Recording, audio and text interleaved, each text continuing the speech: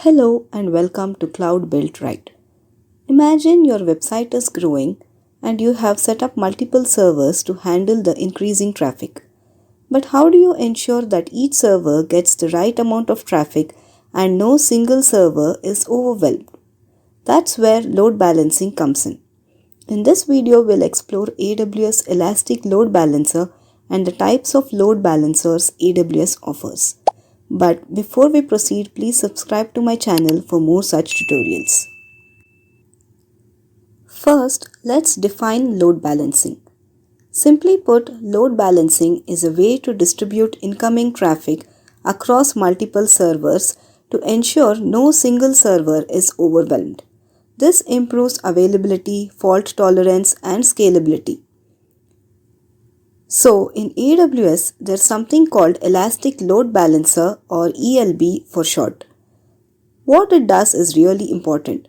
It automatically takes incoming traffic from users and distributes it across multiple targets like EC2 instances, containers, or IP addresses.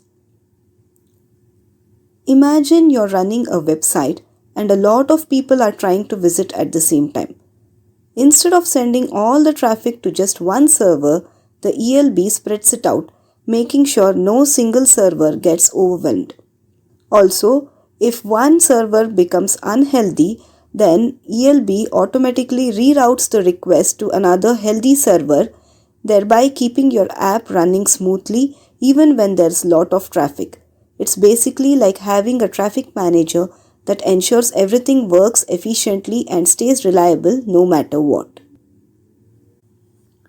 Now let's have a look at some of the features of Elastic Load Balancer to know why it's such a powerful service for managing your application's traffic. Single point of access. Elastic Load Balancer acts as a single entry point for your application. This makes managing traffic much simpler. Instead of users directly accessing your servers, they interact with the ELB, which takes care of routing their requests to the right backend servers. It also helps you monitor and secure your traffic more effectively. Load balancing across multiple targets. ELB distributes incoming traffic across multiple backend targets such as EC2 instances, containers, or IP addresses. This ensures no single target is overwhelmed. Health checks.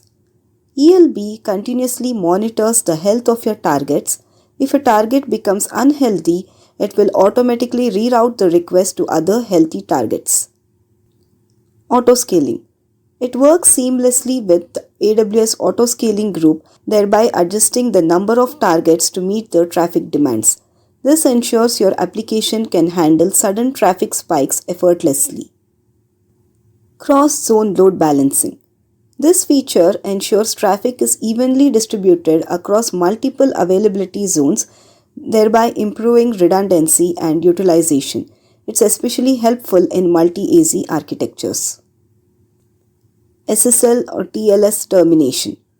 ELB supports SSL TLS termination, which means it can handle the encryption and decryption of secure HTTPS traffic on behalf of your backend servers. AWS allows you to use your own SSL certificates with ELB.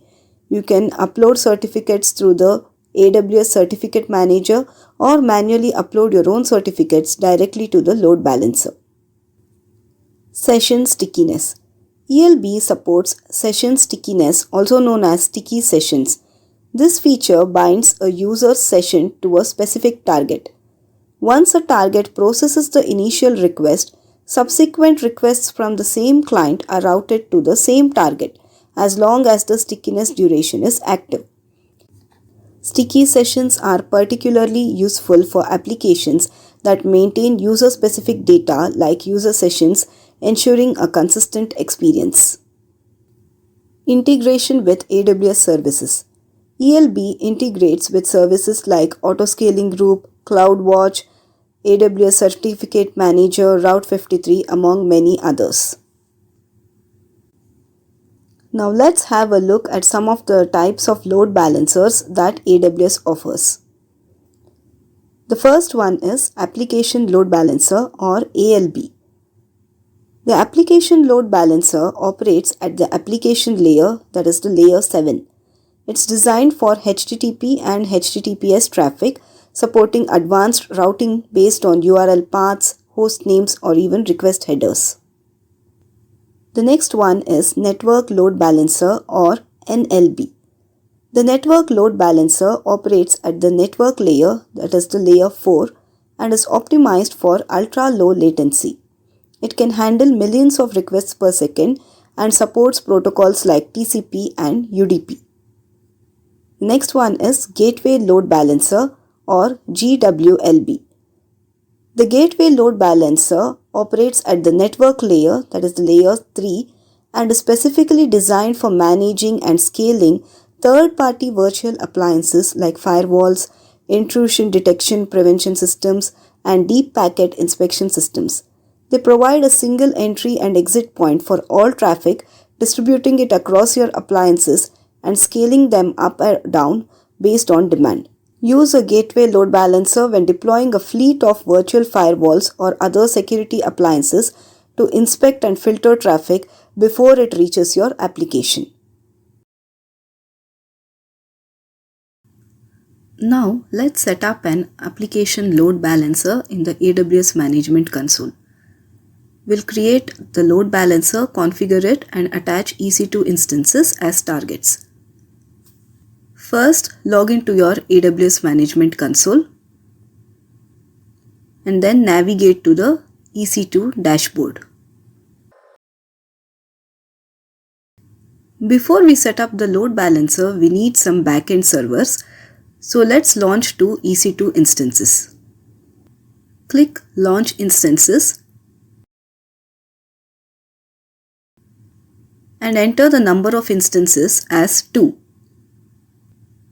For a more detailed explanation of EC2, you can check out my videos on AWS EC2 Part 1 and Part 2. First, give an instance name.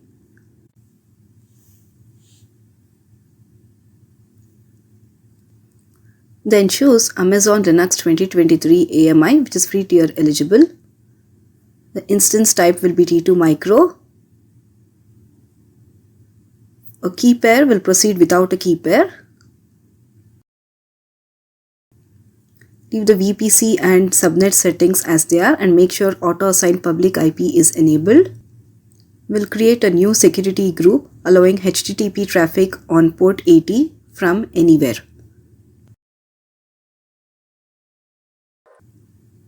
Leave the default storage settings. Then under Advanced Details, scroll down to User Data and then paste the script to install a web server and create a simple HTML page on your instances. I'll leave the script in the description box. Note that when the instances are launched, the script will automatically execute when the instance starts for the first time. Then review all the details and click on Launch Instance. It will take a few moments to provision the instances.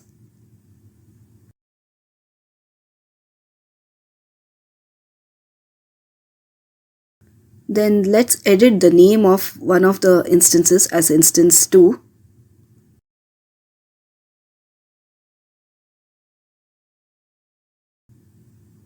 We have our two instances in running state. Let's open the details for each EC2 instance and make a note of the public IP and open a browser and enter the instance public IP.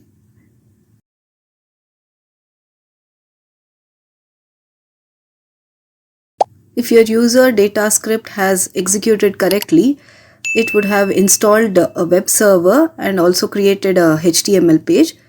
You can see this message on the screen. Repeat for the other instance as well. Make a note of the public IP and open it in the web browser.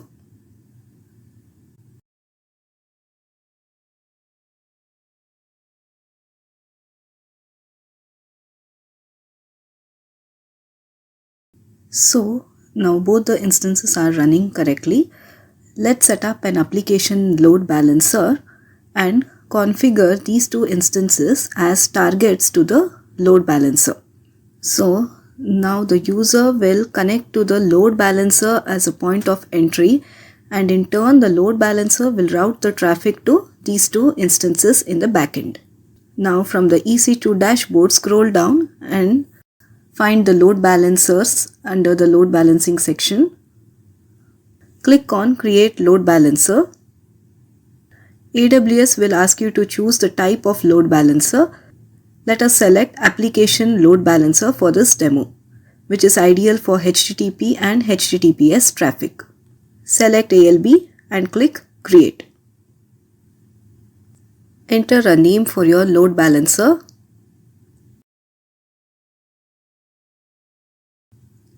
Next, choose internet facing if you want the load balancer to handle public traffic, and the IP address type will be IPv4. Next, select the VPC and the availability zones. It says the load balancer routes traffic to targets in these AZs only. So make sure you select the availability zones in which your EC2 instances were launched. You can check that here. Open EC2 dashboard. Select instances and you can check the availability zone of your instances. For this demo, I'll select all the AZs.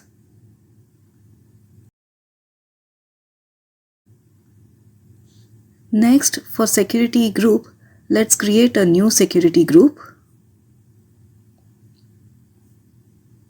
Give a security group name.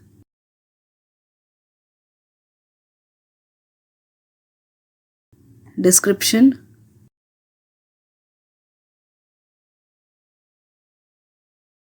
Select the VPC. And for the inbound rules, allow HTTP traffic, that is port 80, from anywhere.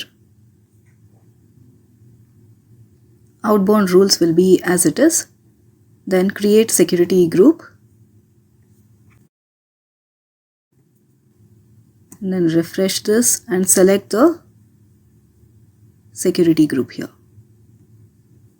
Then for listeners and routing, the protocol will be HTTP and port 80.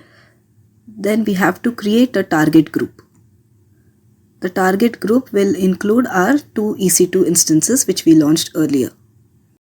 So select the target type as instances. Give a target group name.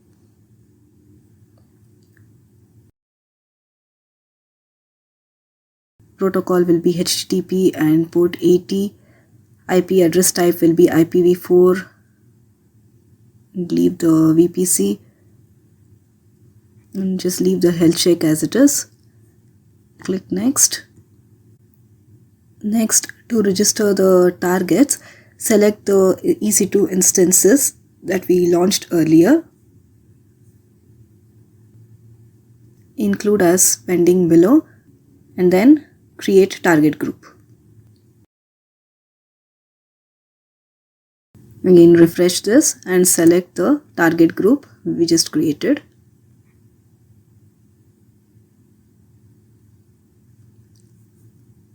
Now review all the details and create load balancer.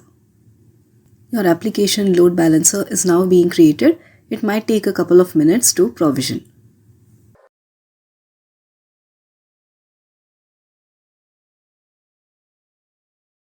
Once the ALB is active, let's test it. Copy the DNS name. This DNS name is the point of entry to your application. Open a browser, paste the DNS name.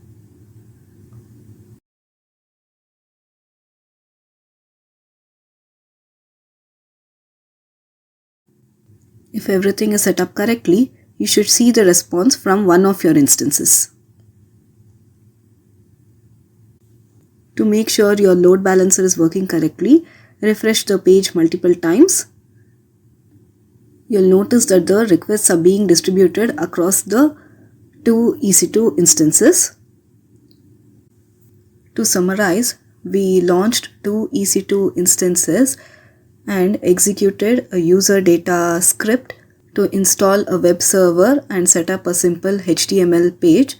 We then set up an application load balancer to act as a point of entry to balance the load between these two instances.